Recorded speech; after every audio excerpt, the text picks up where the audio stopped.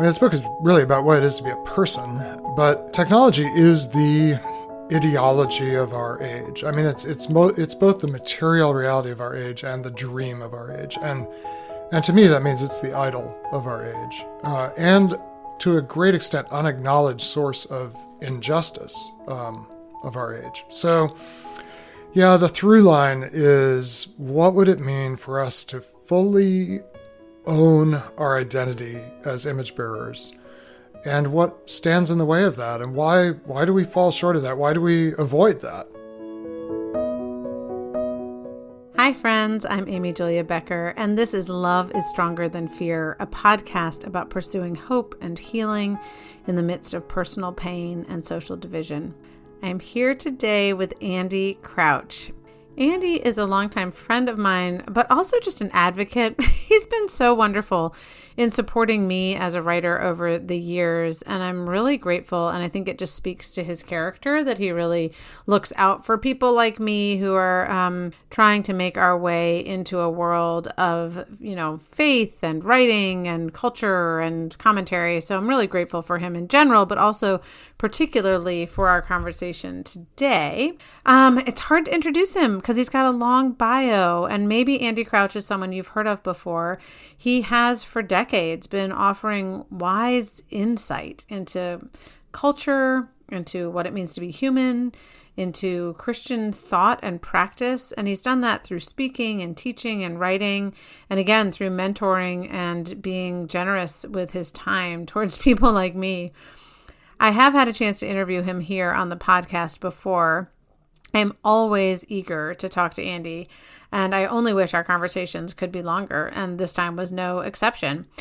However, today we get to talk about Andy's new book, The Life We're Looking For, and I'm really glad you get to be here to hear his thoughts on what it means to be a person and how to live as those who have been created in and for love. You're in for a treat today. So glad you're here. Well, Andy, thank you for being here today. It is always a delight to me to get to talk with you, and I'm really grateful for your time. Completely the same for me. Thank you, Amy Julia. Really happy to get to talk. Oh, I know. I've kind of found recently that I feel like my podcast is just a way for me to not go to conferences and meet up with people who I don't see that in real life, but I really like and want to talk to about ideas. So, and have honestly way better, less interrupted conversations than in any hallway or whatever, right? That is very true. We are. No one is going to come over and say, "Can I join you?" So I'm glad for that too. Well, I wanted to start because I often get the question of people will say, "So what do you write about?" And they're often asking me that because I write about these different things. And they're like, how does disability have to do with privilege, have to do with healing, have to do with parenting, And I suspect the same might be true for you, that people ask well, wait, how do these different books of you've written all line up? And I've given people a little bit of your bio, and perhaps some have heard you talk on this podcast or other podcasts before. But I'd love to ask specifically, you've got a new book out, The Life We're Looking For. How does that connect? How does that emerge out of ideas that you might, I'm guessing, have returned to and explored from different angles? So can you give us a little bit of your backstory as a writer and thinker in terms of how this book came to be?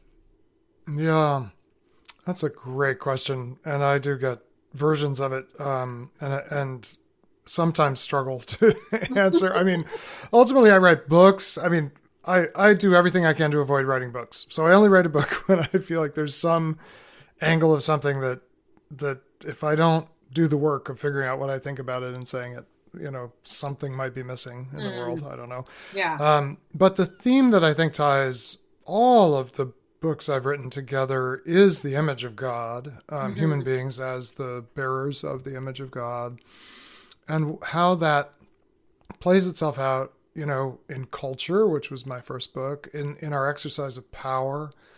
That led me to think a lot about idols, which are, in the biblical frame of mind, false images, inadequate substitute images. which then leads one to think about the other thing the Bible talks about a lot, which is injustice, which is the violation of the image, usually in the service of some idolatry. And that led me inevitably to technology because, which is kind of what this book is about. I mean, this book is really about what it is to be a person. But technology is the ideology of our age. I mean, it's both the material reality of our age and the dream of our age. And to me, that means it's the idol of our age. And to a great extent, unacknowledged source of injustice of our age. Mm-hmm. So, yeah, the through line is, what would it mean for us to fully own our identity as image bearers? And what stands in the way of that? And why do we fall short of that? Why do we avoid that? Because I think we do. So that's sort of what is percolating under the surface pretty much every time I feel like I've got to write a book.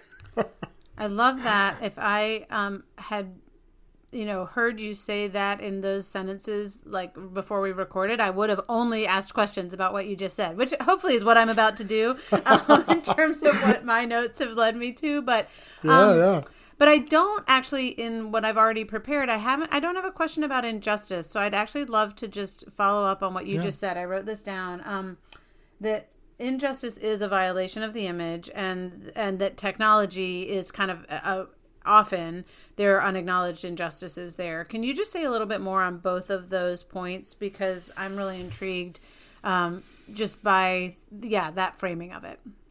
Yeah. Well, I think there's a couple layers. One is at the very material layer. The truth is that so if technology is very roughly, we may come back to this, but much greater power with much less effort than human beings have ever been able to exercise. Mm-hmm. That power comes from somewhere. It comes above all at the dawn of the modern era, the industrial era, from the discovery of fossil fuels and their extraordinary energy density when refined and turned into fuel. And, getting that out of the ground and getting it to the people who want it and pay for it involves a lot of steps that do not pay a lot of attention to the well-being of a lot of image bearers and underwrites a lot of regimes in the world, both autocratic and kleptocratic, that expropriate the wealth, the extraordinary wealth generated if you happen to have this stuff under the ground in your country for the benefit of a few at the expense of many. So there's that layer. And then, of course, we can say, but we are moving on to renewables now. But the renewables require materials, specifically a number of quite rare elements or constituents of the planet that have to be mined. And so, again, the procuring of those materials, even if you're no longer excavating or drilling for hydrocarbons, you're still drilling for cobalt and all the basic inputs. And not to mention fertilizer, which is agricultural technology. So all of this stuff it generates disproportionate concentrations of disproportionate profit, and that could be used. Some nations use that for the benefit of everyone. I think the nation of Norway plausibly could be said to truly be redistributing the wealth generated by North Sea oil to their entire population in ways that are not terribly unjust. Let's just stipulate. Gotcha. Yeah. But in much of the world, that's not what happens. So that's the material level. Then there's the kind of formal level, or the level of this kind of systems of life that are created here. And in this, I think there's way more toil that goes into producing the technological ease that we experience than we really appreciate. And it's a bit of a punching bag, and I do punch on this bag in the book, but Amazon is astonishing as a consumer. I mean, every decision Amazon makes is meant to satisfy a consumer such that they can occupy a dominant market position. It's not such a great place to be a laborer. Yeah. And the more machines they introduce into their warehouses, the more constrained and difficult and machine-like is the work in those warehouses. So even as they technologize their own distribution chain, that actually makes the jobs, at least in certain respects, worse for people. And there are all these people whose toil we just never see. For, all we do is click a button and, poof, the thing appears. But that's not quite what's actually happening behind the scenes, to say the least. So, and then I think the top layer is, ultimately you only violate another person by concealing their humanity from your attention. I don't think most of us can fully look someone in the like truly see another as human and then just routinely violate them. Maybe I underestimate our human depravity, but let's say it's a lot easier if you can avert your gaze.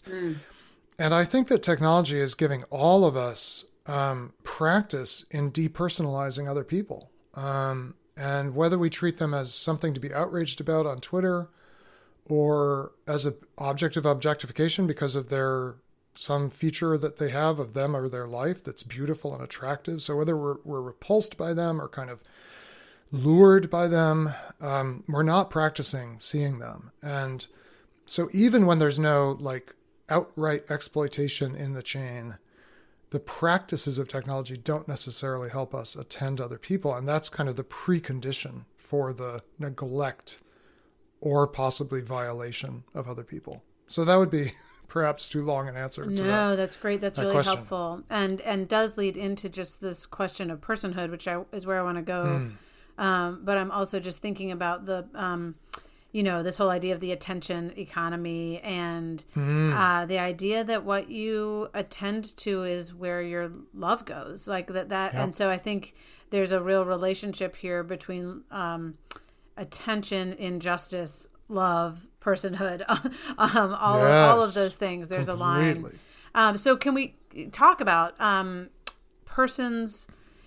What is a person? Why do we need to define a person? Like what even, creates that question in our modern era and actually historically as well. Because I think there have been different historical problems with the idea of personhood that we've overcome some of and created new problems in other ways. So can you just give us a kind of a brief history of personhood as well as like why is this something we need to be talking about?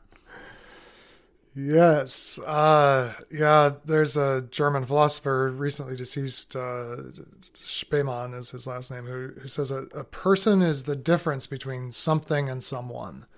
There's a lot of things in the world, but then there are some entities in the world that we encounter. We're like, you're not a something, you're a someone. And what that is personhood. And in the book, I define a person. One way to think about it is as a heart, soul, mind, strength complex designed for love. To be a person is to be this beautiful, mysterious combination of these four things that Jesus adapts, you could say, from the Hebrew Shema, the Deuteronomy command to love the Lord your God with all your heart, your soul, and your strength. And Jesus adds mind for some reason. So heart, soul, mind, and strength. Designed for love. That's what we are. But the recognition that applies to every other human being is a very fragile and recent idea. That is to say, there have been long stretches of the human story in different parts of the world where human beings who are in fact persons, every single one, were not all in fact treated as persons. And it's really interesting to me that the Christian movement begins in a world where somewhere between 20 and 35% of the empire, the Roman Empire, are treated under law. There's literally two major categories of Roman law: the law of persons and the law of stuff. It's this Latin word res, which means thing, or I think stuff is a good. And slaves, the enslaved, were treated as stuff for the purposes of the law. And so you would walk through a Roman city and, between 1 and 5 and 1 and 3 of the people you met, of the other human beings who crossed your path, you would have no obligation if you were kind of a free man, no obligation to regard them as anything but stuff in the first century of the Common Era. And it's not that, of course, the Romans weren't aware that they were human, but there was this like systematic denial that they were persons. And then we have this interesting echo of this in our own history in the United States with this very complicated issue of the 3/5 clause in the Constitution, which apportions taxes and voting power and so forth according to the 3/5 of the number of enslaved persons. Now, the interesting thing about the Constitution is it actually does very specifically say they are persons. Mm-hmm. It doesn't depersonalize. And I think that's because the North won that side of the battle to recognize the personhood of those enslaved at the time of the American founding. But the South won the part of the battle that did not want to fully apportion them. Right. And, actually, sorry, I misspoke. It's actually more complicated. The Constitution limits how much they can be counted for the purposes of voting. And that's actually a loss for the South as well. Because since they're only apportioned as 3/5, it reduces the voting power of the Southern states. So the Northerners gave personhood in the text of the Constitution, but took away 2/5 of it in order to maintain a certain amount of political dominance. Mm-hmm. So the North, as so often as a Northerner, I'm like, oh, those Southerners, they're so bad. But then I like go back and look more carefully at the history. I realize, oh, actually the North. Right. The North stood to gain as well. Yeah. So anyway, so this is just a recurring theme in history. Like who really counts for us as a person is a really big deal. And, arguably only intermittently under the influence of this astonishing social movement that began in the first century, that ultimately was called the Christian movement, have we sort of stretched towards or reached towards this reality that in fact every human being is a person. But that's not how it feels all the time, and not how it really is all the time. Yeah, and I think for me, as the mother of a child with Down syndrome and being more involved in disability areas than I would have probably ever been otherwise, that sense of who is a person in the womb and even out of the womb, yes. Just knowing that there are ethicists who would argue that personhood is linked to cognitive ability in particular. Exactly. I think there are other ethicists who would say that personhood is linked to lack of suffering in some way. When we start to think about whether it's the right to die on a euthanasia line, right. Or right. The right for a parent to withhold, life-saving measures for an infant, that sometimes might have to do with intellectual capacity. At other times might have to do with a perceived understanding that you are a person if you are free not to suffer in some way. Yes. And yes. in both cases, I think the ways we are reducing personhood rather than saying this is an expansive understanding. And that's part of why I love your definition in terms of the heart, soul, mind, strength, complex, designed for love.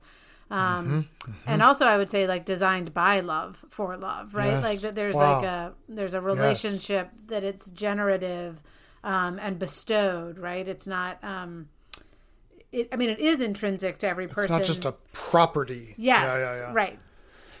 Totally. Yeah. And bestowed by a creator and also mutual, designed for love, I think, yes, designed to love others, but also designed to be loved. So yes.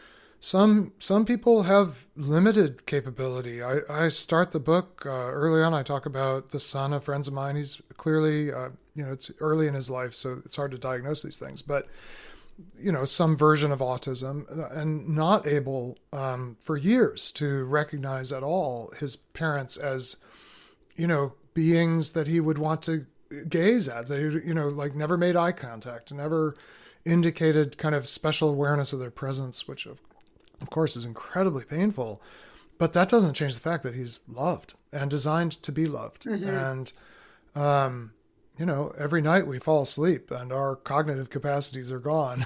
Mm-hmm. But really we only safely fall asleep in a place where we're loved. Yeah. And so we all need to be in this circle of mutual regard, recognition, care that in which our ability to extend it waxes and wanes, with the circumstances of life. But no matter how limited, young, old, whatever a person may be, they're designed to be part of that web of love, I think.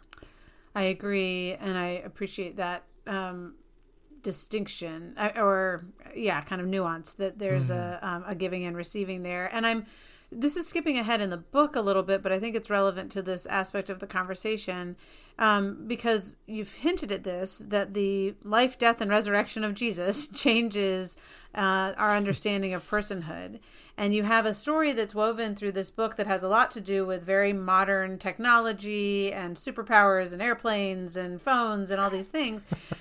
Woven through all of that is a conversation about Gaius and Tertius and the names in the New Testament that I tend to, glaze over and not pay any attention to.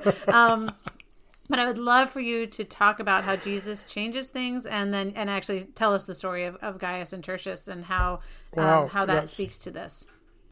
Yeah. So there's a couple things I'm attempting in this book, and one is to say, as new as our problems are in some ways, they're not fundamentally new, and as whatever hope there is that we can somehow navigate through this technological world, which I do see as very damaging in some ways to human beings, the hope actually is not so much inherent in us, but inherent in a larger story that has been going for a long time, and that originated in this, in its own way, equally stratified, unjust, messy, also in its time technological empire. I mean, the Roman Empire had a degree of channeled power, financially, militarily, engineering power, that was just unparalleled in its time and its place. So there's a group of people who lived a really different way right in the midst of this. I mean, as this empire is just like going great, it's the Pax Romana, it's the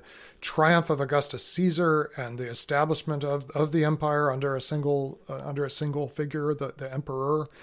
And part of what I'm actually trying to do in this book, it's not that I don't believe in the life, death, and resurrection of Jesus. I believe in that very much, but I actually don't talk about that very much in the book. I'm kind of looking at I don't want to say the shadow cast by it. It's like the light cast by it. I'm looking at this sociological manifestation of something that happened, such that, and this is getting to your invitation to tell this little piece of the story, such that we glimpse in Romans 16, as it happens to be, in this chapter that is mostly passed over by preachers and readers because it seems like it's just a list of hellos, all these people Paul wants to greet, and we don't really know much about most of them. And so really, what are you going to get from reading it, right? Well, as I spent some time with it, I became more and more astonished, particularly at where this letter is being written. And we can put together that they're in the home of a man named Gaius. He owns a house, so he's a pater familias. He is a person. When he steps on the street, people pay attention. People know who he's connected to, who's connected to him. He's part of a web of relationship and patronage in the Roman world. Erastus is there. He's the city treasurer, and that's not very surprising. Like, of course, pater familias or patres familiae and city treasurers hang out and, have dinner together. But then we find out there's this other person there who's actually writing down the letter. We know that from the text, and his name is Tertius. And this is a total surprise because, the scribes slaves were present all the time in Roman households. In fact, in ways that would seem really weird to us. Like, they were present to every single thing you did in a household, including in the bedroom, which is just crazy. So of course there's a slave there, probably a slave, certainly a scribe, taking notes for this letter.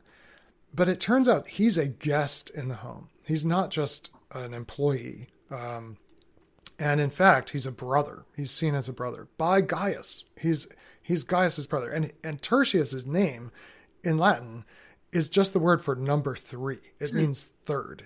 So basically the Romans only named their firstborn son because that's where all the family line would go. And then by the third son, or a baby born maybe in the 3rd month of the year, the Roman year, if it's not the firstborn, they're like, we'll call this one number 3. And then he actually says, Tertius is writing. He's like, Gaius, who's host to me, greets you. Erastus, the state treasurer, greets you. I say hello. And so does the brother Quartus, which means number 4. So you have on the one hand, Gaius and Erastus, who are men of prominence. Then you have Tertius and Quartus, whose names literally mean number 3 and number 4. Yeah.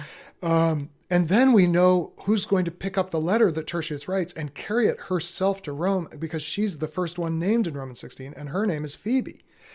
And all of them are sitting around this table. Now, anyone, the Romans didn't have glass, in their windows. So you would walk by people's houses and you could look in, and I suppose they might have had curtains and that sort of thing, but you could hear what was going on. And if anyone had looked in or heard, Gaius referring to Tertius as his brother, they would have been probably horrified. Like, that is a violation of social status. You do not talk about these stratified relationships this way. And then if they'd realized that Phoebe was the one who was going to take the letter and interpret it to the Romans, because when you carried a letter, it was your job not just to sort of hand it over, but read it aloud and probably give commentary, explain it, answer questions, right? Yeah. And she's the one entrusted with this, and she's their sister. Like, this just scrambles. And then, of course, we have the fact that there's this guy named Paul, who used to be called Saul, who, as a Jew, would never have been in this house until something happened. So in the book, I don't really get into like what happened. I mean, it's clear something really crazy happened to within 30 years, because this is probably happening in the 60s at the latest. Within 30 years of the life of Jesus, the end of the historical end of the life of Jesus, you've got this just mad thing happening in which all these people, some of whom have can't even give testimony in a court of law, can be treated as property. They are all seeing one another as members of one family. It's amazing. Well, and one of the things you do in not just telling that story, but also tracing out those consequences when it comes to seeing human life differently and valuing going after the infants who have been left out to die. I mean, exactly. And truly, exactly. this was just an article I was reading in a magazine today, but like even the idea of visiting people in prison and bringing sustenance, like Paul, this sense of the people who typically are discarded, whether that's by law or just by social practice, becoming ones who are honored and who are very much seen as those who bear the image of God. And there are lots of implications. And we, on the one hand, have inherited a lot of those implications, not only as actual Christians, but even just living in the West.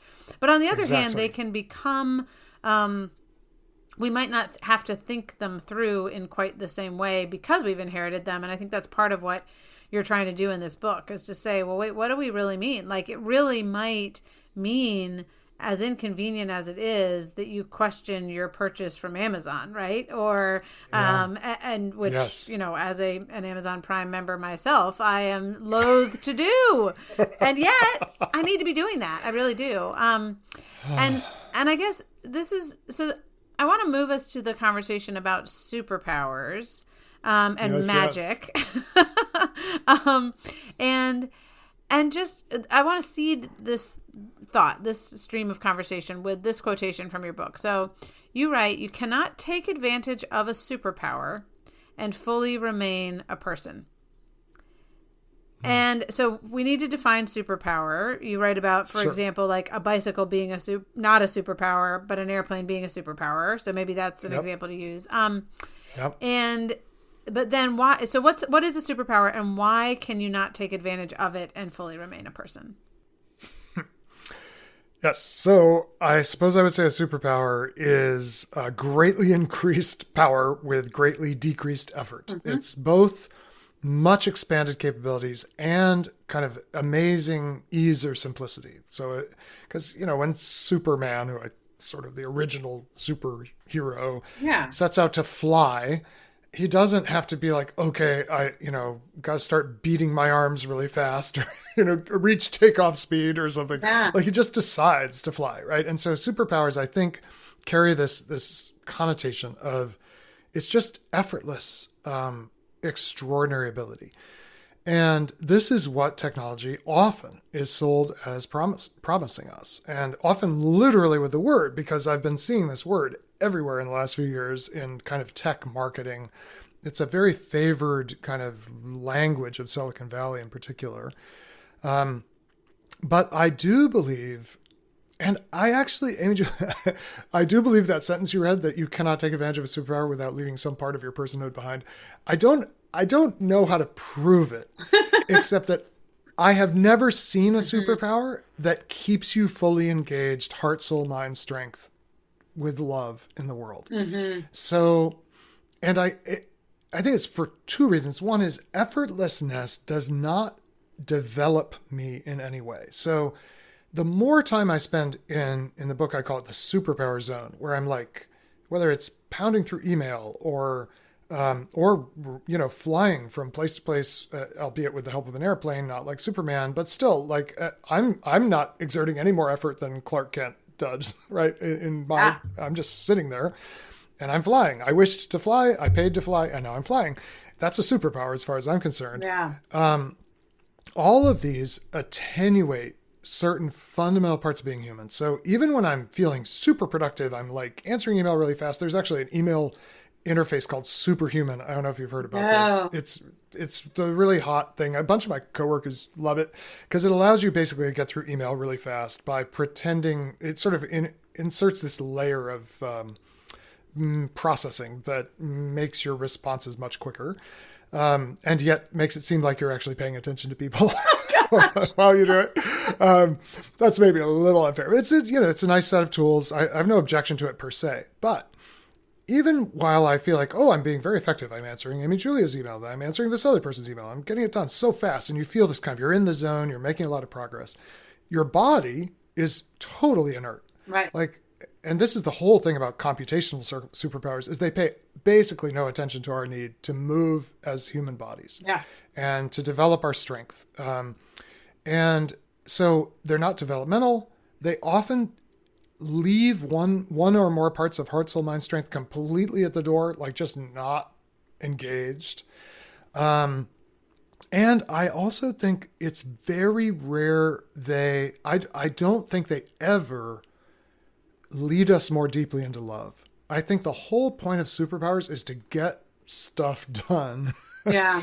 And getting stuff done is sort of at best, orthogonal, like just totally unrelated to loving the persons that I'm given to love. Because to love is not to get any particular thing done per se, I don't think, with a person. At least not in the sense of that attention, that care, that is the primary duty of love. I suppose when you make dinner for your family or you clean up the dishes, you are loving your family, and there can be productivity there. But so the superpowers that we're given by the technological world are amazing, but they're not amazing at developing us as persons. They're just amazing at getting stuff done, which is not bad, but it's not the main task of human beings. What's the first commandment?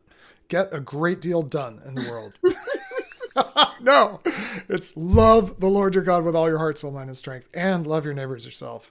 And superpowers just don't help with that at all. Well, and we do see, in terms of thinking about humans as being designed for love, I think we see a great human toll from our superpowers.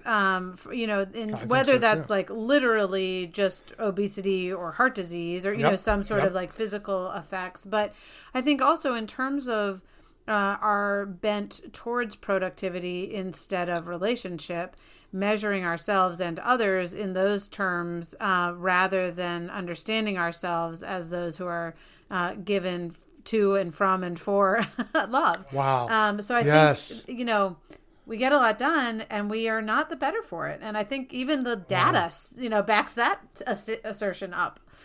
Completely. And, I was just before we started talking, I was reading the section in your book, your latest book, about Mark. Oh, I forgot the chapter. The healing of the woman who's been Mark bleeding 5. for 12 years. Mark 5. And, think about this. Now, Jesus, like, we would think a superpower is the ability to just heal people, like, instantly. That sounds like a superpower. Seriously. So, but think about that chapter. So, first of all, for the context, as you so beautifully, it's one of my favorite chapters in the whole Bible, as you beautifully described. The context is he's been asked by this synagogue leader named Jairus to come heal his daughter. Now, if Jesus has superpowers, why can't he just do it? He actually does in other places. Like there's a centurion who comes to him and is like, you don't even need to come to my house. Yep. And so Jesus is already doing this very inefficient thing of walking to Jairus's house very slowly because there's a large crowd. Yep. Like surely he should be like Superman and be like, excuse me while I fly over the crowd, get to the house if necessary, but really just act at a distance. Like we know you can do it, Jesus. But then it's compounded, right, by this woman who comes up behind him in the crowd, touches his cloak. There is this kind of quasi-magical, cessation of her illness. And Jesus is specifically not willing to just let the magic happen, right? He's like, who touched me? And I think this indicates to us that Jesus, though indeed he is presented to us in the Gospels as having extraordinary abilities that we ordinarily don't know how to access, that were available to him because of his intimacy with his Father, he would have said. And I think that's the heart of the matter. Even then, with all that extraordinary ability, his priority remains presence to persons, presence to the daughter who's in front of him, presence to the daughter whose home he's going to, presence to Jairus, presence to Peter and James and John, who he invites in to be part of that. And all of that is highly unproductive, but highly germane to his real mission, which in the end is not just the cessation of a few illnesses or even the recovery of a life, but the recovery of love in the world. But it's hard for us to stay in that. When we get these abilities, we're like, well, now I can get a lot done, but I don't have time for people. Right. Right. And I think there's one of the things I was talking with somebody else earlier today about is that healing is not like a transaction. Jesus' healing is not transactional; it's relational. Exactly. And I think that's related here to superpowers completely. Allow more transactions and less relationships. Like there's some sort of I don't know. You could create some good, quadrant something on that, but you're very good with those. No, totally, because our superpowers are not, in fact, based on profound personal intimacy with the creator of the universe. So Jesus never, I don't think Jesus one moment in his life conceived of the idea of impersonal power, unless it was when he was being tempted he's portrayed as being tempted to do magic, which is impersonal power. And he says, I'm not going to live that way. That's not how a faithful human being lives. But the rest of us, and especially we technological people, the way we get stuff done really fast is not by being more and more personally engaged with God and with others. We get it done through money, basically, because you don't get any of this technology unless you're part of the money economy. Right. It's not just handed out for free.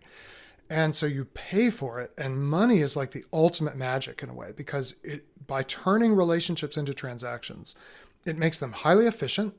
Because when I go to the corner store to get something, I no longer need to stop and ask about that person's parents and how they're doing. They don't know who I am. I don't know who they are. I mean, these days, you don't even make eye contact. Like you swipe your card over the reader and the stuff is handed to you. And there's a perfunctory thank you, that they were scripted. And then they say, it's my pleasure, which they were all taught to do. And you're off. And money is what gives us superpowers. And money turns every relationship into a transaction. Whereas Jesus and his followers, when Simon the magician, I think it is, who comes to Paul, and he's like, hey, can I pay you to be part of this? He's like, you so do not get it. Like that's a demonic instinct to think that you could buy your way in to this kind of power in the world. But we believe far more than we probably like to admit that real power doesn't require persons and definitely doesn't require love. And yet, I think we also probably believe more than we would like to admit, or like no one would say, I care more about money and getting things done than I do about love. In fact, I think many people would argue, Yeah. no, technology properly used allows us to have all sorts of great things for all sorts of people. Like we can get one laptop per child, or it's enabling education, it's enabling medication. I mean, let's talk about medicine for a minute. I was thinking about this. You Sure. give this beautiful example. I'll let you tell the story of the epilepsy. There's a story in the book about a detector of seizures. Will you tell that story? Right. So Yeah, sure. so will you tell about that? But also let's talk about technology. How is it possible for it to be in the service of love and human flourishing? And when does that happen? What are those conditions kind of? Yeah, great question. Great question.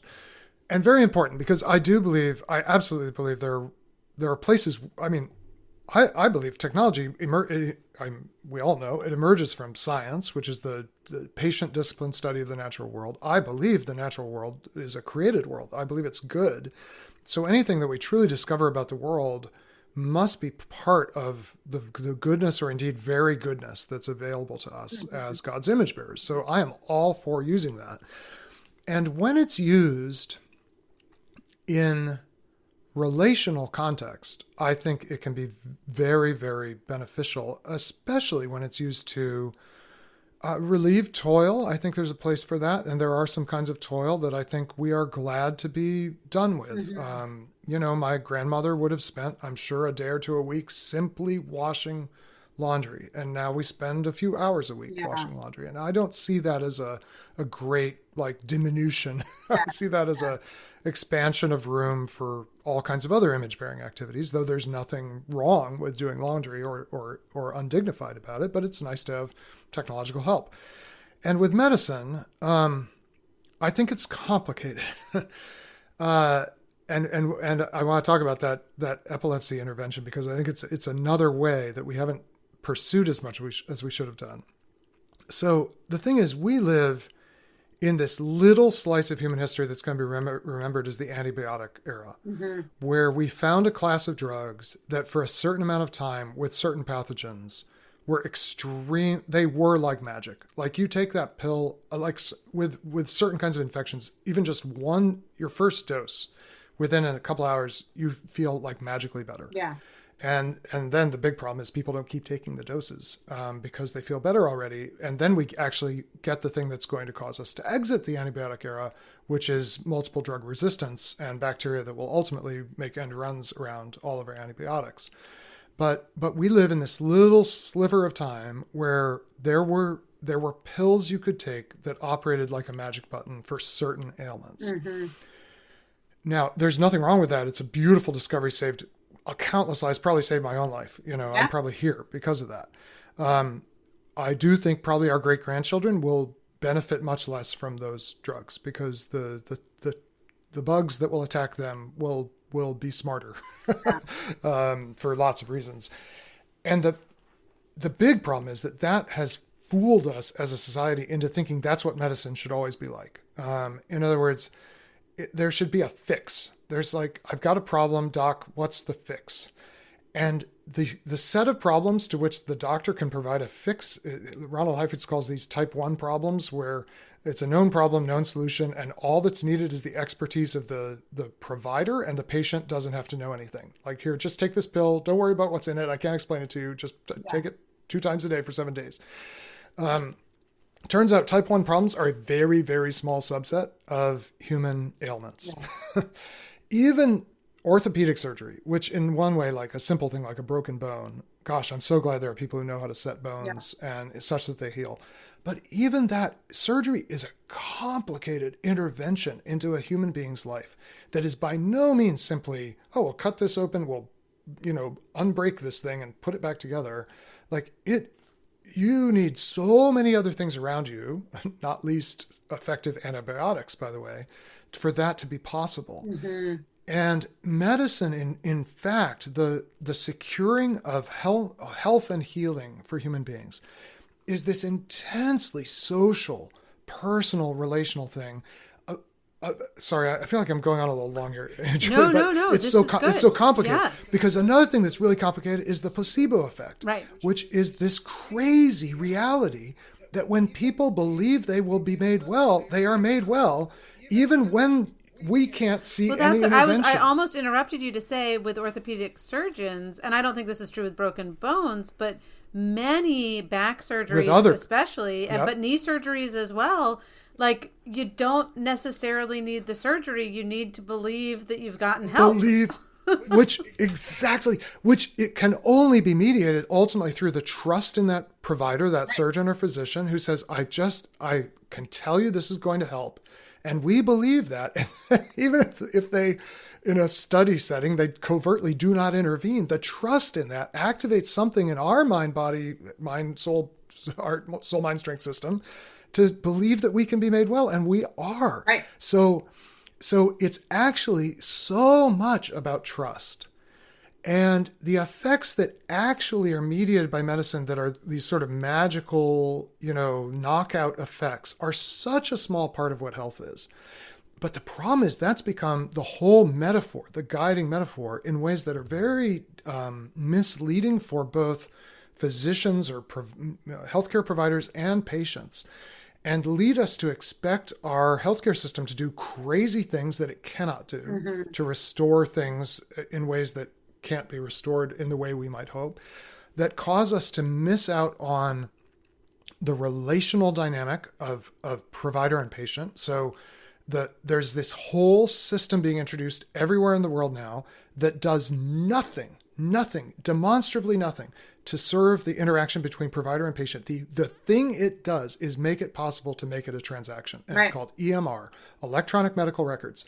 And when you go into a typical Western healthcare appointment, especially in the US, it's not quite as bad in single payer countries, though they have their own issues. But you go in and 90% of the time, the nurse or the doctor, whoever's providing your care, is looking at a screen rather than you, doesn't have the time to establish trust because it all has to be billed. And this is doing incredible damage to health. So we need a different model of where healing comes from that acknowledges all the amazing things we've learned about the human heart, soul, mind, strength system and the interventions that truly can help. And that gets to this thing I read about, which I'll describe really briefly, which is this really interesting thing called sudden death from epilepsy, which happens when a person has such a deep seizure that it shuts down the fundamental ability of the brain to keep the bodily systems going. Yeah. But there's this window of time where if you could detect it, people can be brought out of these deep seizures, but almost always only through another person being with them at that moment, touching them, and ideally calling them by name. And my friend, I'm very honored to call her my friend. I've learned so much from her, kind of a mentor in all this, Roz Picard at MIT.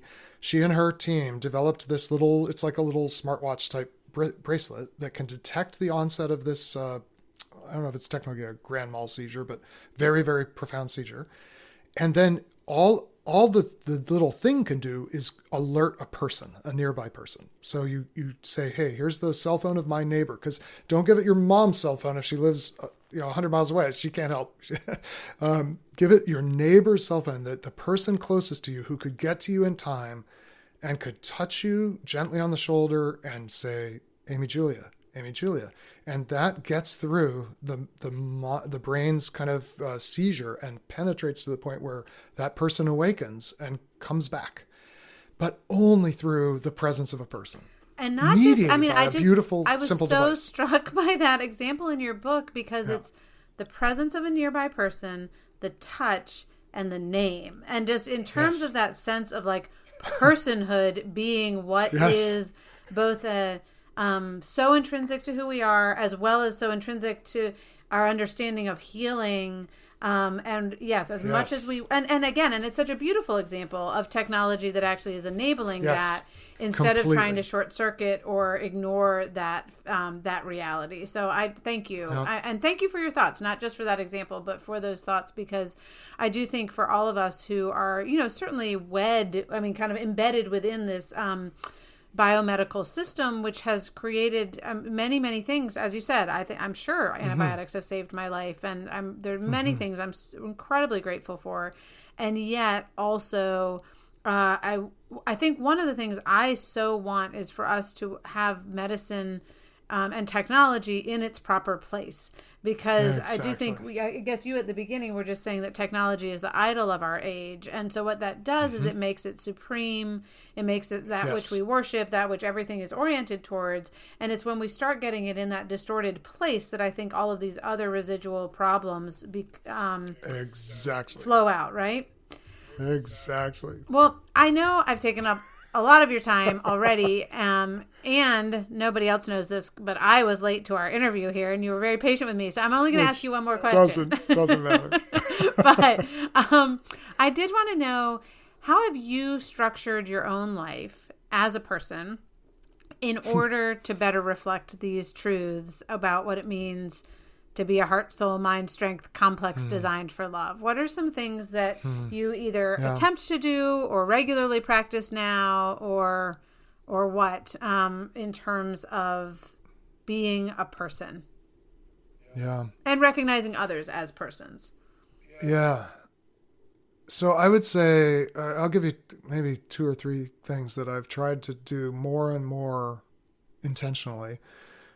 The biggest change I've made in my life in the last 5 or 10 years, it's kind of absurd how big of a deal it has been for my health, not just my physical health at all, my spiritual, like my health as a person, because it's such a small thing, is simply, quite a while ago, we stopped having phones in our bedroom. So all the phones are downstairs, but I would go downstairs in the morning and immediately pick up my phone. So the change I made 5 or 6 years ago was to leave the phone plugged in, not look at it. I make a cup of tea almost every morning, but the first thing I do really is I go out of doors, outside, and I walk out into creation, and I am just this small little person, and the moon is whatever phase the moon is. One of the really interesting side effects is I now know what phase the moon is most of the time, which there was probably 20 years where I had no idea. Yeah.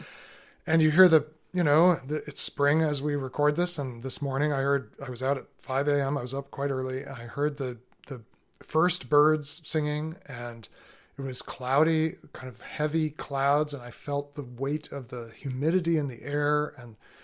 And every day I walk outside, and there's this world going on that isn't about me. And instead of picking up this device that is exquisitely tailored to me, like says you're the center, like to that device, I'm the center of the world. It wants me to see myself that way. And it's just been, it has really almost single-handedly freed me from the sense of dependence, or sometimes we say addiction, to my phone. Like, because I come back in to the day and the screens, because I work a lot with screens, and I just feel in the right place. So that's been huge. Yeah. So then a more relational thing. Well, one of the things that I learned to do years ago that I've kept up is I try really intentionally to learn people's names wherever I am. So I'm a public figure of a certain kind. I just got back from 9 days in the Bay Area in California. I did 15 public events. Some of them were really big, and big audiences, no way to learn anyone's name per se. But many of them were medium-sized groups, 8 people, 15 people, 30 people. And up to about 30 people, I really try not to be in a room without learning every name. And that sounds really hard, and it is. It requires a lot of attention. It requires like really intense focus. It's actually quite tiring to have people go around and say their name, say something about themselves, and actually remember. But the good news is if you practice it, which I've now practiced, I started doing this when I was about 20 years old. And so I've got 30 years of practice. It becomes easier. Like I can learn 30 names really without conscious effort. I just have to tell myself I'm paying attention now. And then I go around the room. I'm like, let me just make sure I got it. And I'm also totally willing to fail. If I forget someone's name, I'm just willing to say, I forgot. And it freaks people out because they're like, they've never met anyone who actually was listening when they said their name. You sort of think, yeah, my name's Andy. I'm from Swarthmore, Pennsylvania. Like it's so perfunctory because you assume other people aren't thinking, which is usually the case. But for me, it's this practice because the reality is in those rooms, people do know my name. I've been introduced. I'm the special guest, Right. Even if I'm just the guest from out of town, you know. And it's just so important to me whenever I can to look at someone's face and match that to a name and let them know that I paid attention enough at least to know their name.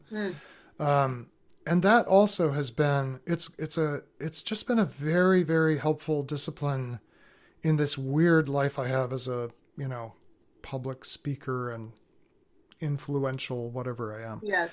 So those are two. I love that. I think those two are both things. really beautiful and simple and helpful. Yeah. And yet also as someone who I am not I'm not there yet on the walking outside in the morning, but and it's amazing to me how much I still resist that not going to my phone first thing. I go through these cycles where I leave it downstairs and I can experience like exactly what you're describing. And then for whatever reason, I needed to respond to this person, or I needed to check this thing for school for Penny, or whatever it is. But it's not just that on that one day, I kind of violate my practice. That is what sets me back into the it really wasn't that bad. I'll do that again, So anyway, I deeply appreciate and need those.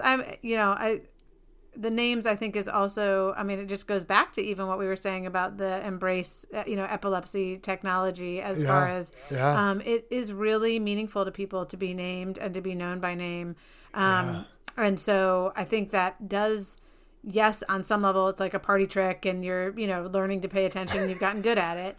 But on another level, it's saying I have chosen to pay attention in this way, which goes back to something we were saying earlier in terms of that relationship between attention and love and personhood. And so I do think when we start to be willing to pay attention, it enables us to also bring, and I don't mean you deeply love every one of those 29 people around the table. And yet there is a sense of I'm bringing myself as a person who is equipped to love and able to love. That's who I'm bringing here today. And I'm hoping you're doing the same, right? So I think that's really beautiful. Well, there is much, much more that we could discuss. I actually have questions we haven't even gotten to, but I'm going to leave that as a teaser for everyone who's listening to this and should pick up this new book, The Life We're Looking For by Andy Crouch. And we'll leave all sorts of, notes in the show notes for people who want to click on links and use technology to, exert superpowers and have a book on your doorstep tomorrow. But I do think this is one that can generate. We didn't even talk about households, for example. I'm just going to seed that as a teaser for something that's also really important in this book. And there's much more, but I really appreciate your words and your thinking and many years of writing and speaking and thinking that you've been willing to offer with all of us, myself included. So thanks for being here. Oh, man. Well, truly a gift. Thank you, Amy Julian. Thanks, as always, for listening to this episode of Love is Stronger Than Fear. I really recommend this book, The Life We're Looking For. I will also give a plug here for Andy's other books. And that goes all the way back to his first book, Culture Making, which came out in 2008. My personal favorite is actually a small book that Andy wrote called Strong and Weak.